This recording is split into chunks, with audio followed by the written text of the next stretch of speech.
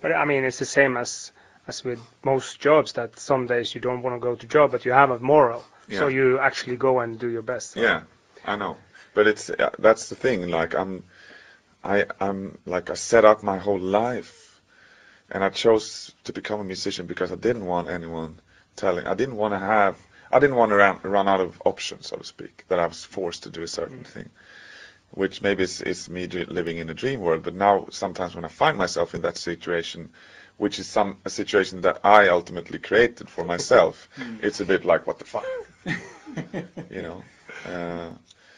So I, as I said, I just kind of push myself, and I don't do any drugs.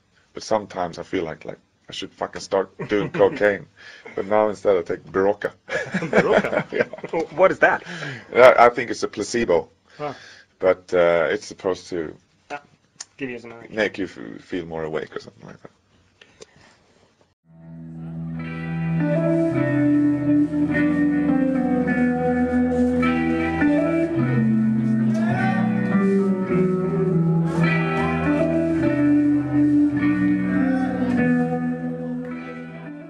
Many people really anticipate your next project with Steven Wilson, Stone Corrosion, and just wondered, what can we expect on that album? Like you mentioned when you asked, someone mentioned it's a trilogy with Heritage and Graceful Drowning, and then that album. And then, how do you see it? Do you see it like a trilogy yourself, or? Well, it is. I mean, the thing that connects these records is the fact that they were written in the same time. It's almost uncanny in that sense. I mean, Steven was playing some of his demos. I mean, his demo sounds, they're basically the fucking perfect sound. But he was playing me some of his songs, and I was playing some of my songs. And when we're done with that, we wrote a song for this project, you know. So it was a bit strange that everything kind of came together like that. And I also noticed, like, I mean, some of the stuff on his album, I mean, we could probably switch a few songs. Yeah. I could take a song from his and put it on Heritage, and maybe you could take one of our songs, and it would kind of make sense still, you know. So there is a connection between these records. I mean, I didn't interfere with his music. I didn't write, or I didn't even play on that album, and he didn't write, or you know, he didn't do anything for the Heritage record. Apart from doing the mixing, you know, with me. So there's not like we were just keeping an eye on each other and kind of rubbing off. It was just that those records was written at the same time, and they're similar in a way, if you know what I mean. And then on top of things, we have this thing that we've been doing together. So in many ways, yeah, it's some type of trilogy, even though it was never set out to be. But that album is coming out in April, and we have, as far as I know, I'm not taking care of that myself, but we have a record deal for it and everything, and the mixing is done. It's a surround mix done. We have the cover, which I supplied. I bought a Hans Arnold original painting. It's going to be on the cover, and the thing that's left is a picture, band picture. So, and then it's going to be done, you know. And it's I mean, musically, I don't think it sounds like Porcupine. It doesn't sound like Porcupine Tree, and it doesn't sound like Opeth. It's kind of cinematic sounding, quite epic, and there's lots of strings and choirs, and it's, if I may say so myself, it's some of the most beautiful music that I ever been involved in, I think. And it's very ugly too at the same time. It's not a party record. But it's a nice. I mean, I'm just also, you know, maybe I'm just taking it further because I'm so happy that we managed to do something. Having been talking about it for such a long time, it was great that we could actually sit down in a room just like we're sitting now. It's like, what you got? Nothing. What you got? Nothing. Okay, how about that? You know, and all of a sudden you're creating something from nothing, together with my mentor. It was great. Good experience. And we were drunk too. Yeah. Confess my hope.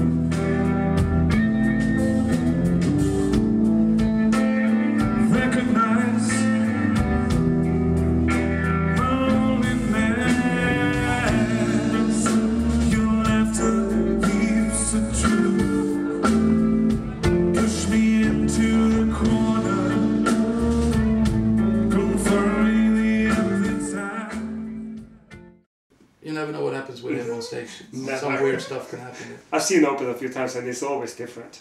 Yeah, it's fun though. It's different. If you compare it to a more traditional screaming type of vocalist, that's enchanting the crowd. But you have no idea what Martin's going to say. No.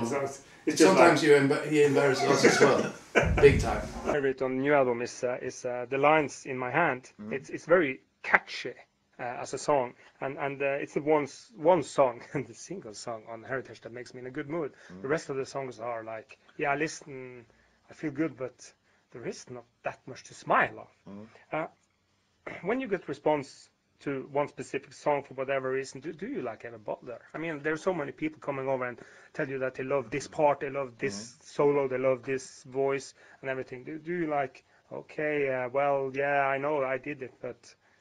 Yeah, as I said before, it's like I tend to detach myself from the fact that I've been writing some of these things. Sometimes it feels like I don't have a single memory of doing it, which is really strange.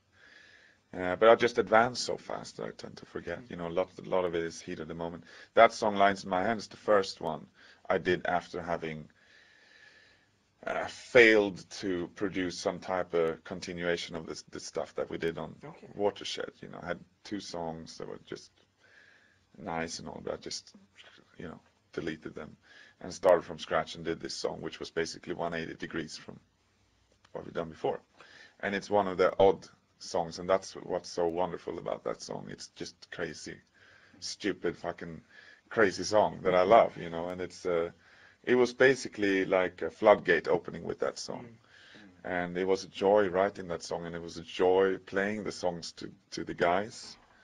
Like, okay, this is the first song, and they just like, the fuck, And it's very energetic, that song. I mean, the ending, I think, it's some of the more intense pieces of music that we have ever done, I think, even though it's not death metal, it's very, very intense. I mean, the drumming, there's a clip actually of that drum take recorded on the special edition of Heritage. It's a DVD type of thing, where he's recording those drums. I mean, it's crazy. And I was standing behind the window in the mixing room, just like, I mean, I hurt like a nerve in my back, some music, but I was headbanging, it's like, I went crazy.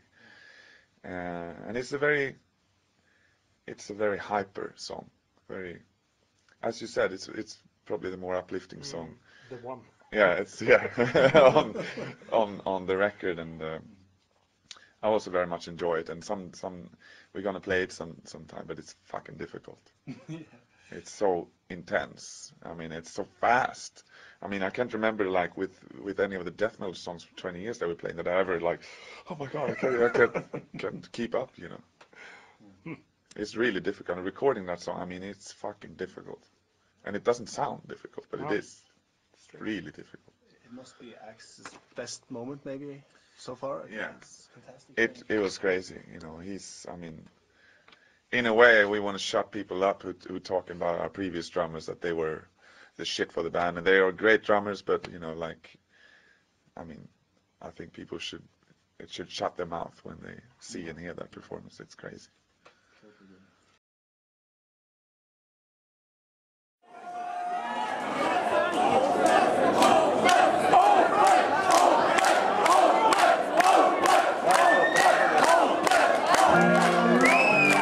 I wonder if you could just rephrase one line from which is Demon of the Fall in this booklet. If you could just read it. Should I read it? Yeah, if you don't remember it. I don't remember it. What the fuck is this? It's a misprint. Yes. Is it? No, it's mine. I bought it in the regular store here in Oslo, and I've never seen anything like that. I never heard about it. It's like, what is this? We got to show it to the camera. Yeah, well, for your info, it doesn't have...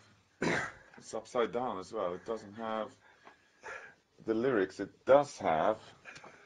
It's a compilation CD, it seems like. Spice Girls, Holler.